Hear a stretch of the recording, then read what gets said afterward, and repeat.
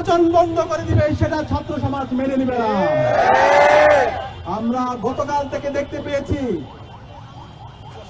বাংলাদেশ জাতীয়তাবাদী ছাত্র দল গত 16 বছরে যারা আমাদের সাথে একই সাথে ফেসিবাদ বিরোধী আন্দোলন করেছে, গণতন্ত্রের জন্য আন্দোলন করেছে, বাংলাদেশের মানুষের ভোটাধিকার নিশ্চিত করার জন্য আন্দোলন করেছে, সেই দল বাংলাদেশের তরুণদের, ছাত্র সমাজের প্রাণের দাবি ছাত্র সংসদ বন্ধ করার জন্য তারা আজকে নির্বাচন কমিশনের সামনে দাঁড়িয়ে মব ভায়োলেন্স তৈরি করছে।